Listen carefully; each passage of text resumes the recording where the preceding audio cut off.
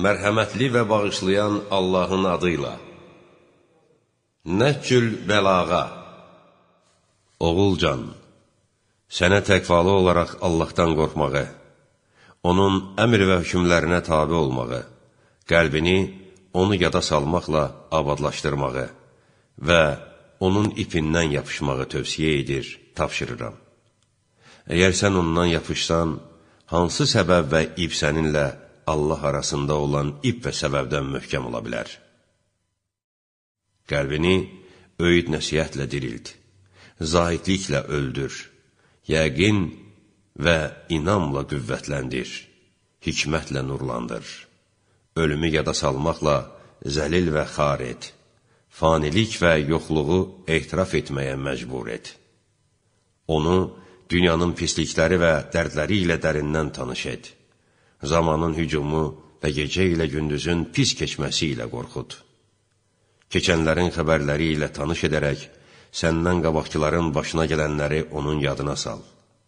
Onların diyarlarını, qalıqlarını və nişanələrini gəzd olan, nə etdiklərinə, hardan köçdükləri və harada düşüb yerləşdiklərinə nəzər sal. Görəcəksən ki, onlar dostlardan ayrılaraq, qürbət və tənhalıq diyarına düşüblər. Sanki az müddət sonra sən də onlardan biri olacaqsan. Belə isə öz mənzil və uyuyacağın yeri abadlaşdır. Axirətini dünyana satma. Bilmədiyin şey barəsində söz söyləmə. Sənə aid olmayan şey barəsində söhbət etmə. Azğınlıq olmasından qorxduğun yoldan çəkin. Çünki azğınlıq sərgərdanlığı zamanı özünü saxlamaq, qorxulu işlər görməkdən daha yaxşıdır. Yaxşı işlərə əmr et ki, yaxşılardan olasan. Pis işləri əlinlə, dilinlə qadağan et. Öz səy və təlaşınla onları yerinə yetirən kəsdən ayrıl. Allah yolunda ona layiq tərzdə cihad et. Allah yolunda tənə vuranın tənəsindən qorxub çəkinmə. Harada olmağın və hansı çətinliklə üzləşməyindən asılı olmayaraq, haqq, həqiqət uğrunda çalış. Dində elm əldə et. Özünü xoşa gəlməz işlərə səbr etməyə adət ver. Haqq yolda səbirli olmaq necə də gözəl xasiyyətdir. Bütün işlərində öz nəfsini Allahına tapşır. Çünki sən onu qüdrətli sığınacağa və qoruyucuya tapşırmış olursan. İstədiyin şeyi ancaq Rəbbindən istə. Çünki bağışlamaq və vermək də onun əlindədir. Məhrum etmək də. Çoxlu xeyri dilə. Mənim vəsiyyət və tapşırığım barəsində dərrakə və fikir işlət. Ondan üz çevirmə. Çünki sözün ən xeyirlisi və gözəli onun fayda verənidir. Bil ki, fayda verməyən bilikdə xeyir yoxdur.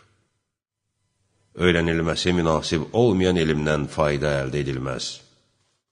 Oğulcan, qocalaraq yaşdaşdığımı, zəiflik və süslüyümün artmaqda olmasını görüb, sənə vəsiyyət etməyə tələsdim. Zehnimdə olanları sənə çatdırmamış, ölüm məni haqlayar və ya bədənimdə çatışmazlıq yarandığı kimi, düşüncəmdə də nöqsan yaranar deyə. Onda bir sıra fəzilətlər yazdım. Gəncin qəlbi boş yer kimidir. Hansı toxum səpilsə, onu qəbul edər.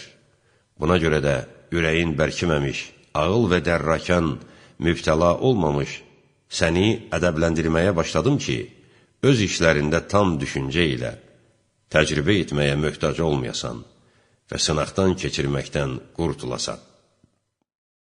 Beləliklə, bizim əldə etdiyimiz ədəb sənə çatar və bizim üçün qaranlıq olan şey sənə aydın olar. Oğulcan, məndən əvvəlkilərin ömrü kimi ömür sürməsəm də, onların işlərinə nəzər salıb, xəbərləri barəsində düşünərək, onlardan qalan şeyləri seyr etmişəm. Nəticədə onlardan biri olmuşam. Hətta onların işləri barəsində mənə çatan şeylərə görə sanki birincisindən sonuncusuna kimi hamısı ilə yaşamışam. Beləliklə, onların işlərinin saf və yaxşısını bulanıq və pisindən, xeyrini ziyanından seçdim. Sənin üçün hər bir işin gözəlliyini seçdim.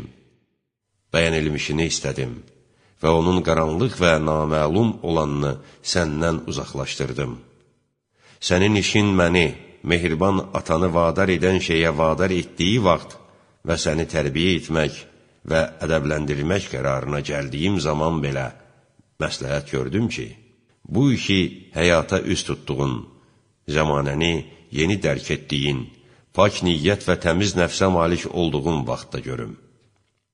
Və bu işə Allahın kitabı, onun təvili, İslamın yolları, şəriyyət hökmləri və Allahın halal haramını öyrətməklə başlayım. Allahın kitabından başqa bir şeylə başlamıram sənin təliminə. Sonra xalqın nəfsi istəklər və rəylərə uymaları səbəbindən şübhələrə düşüb, ixtilafa düçar olduqları şey barəsində sənin şübhəyə düşəcəyindən qorxdum.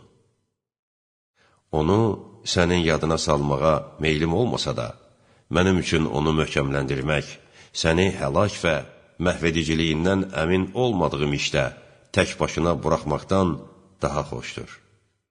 Allahın onda sənə qurtuluş və nicat müvəffəqiyyəti əta etməsini və səni düz yola hidayət etməsini diləyirəm. Beləliklə, bunları vəsiyyət edirəm sənə.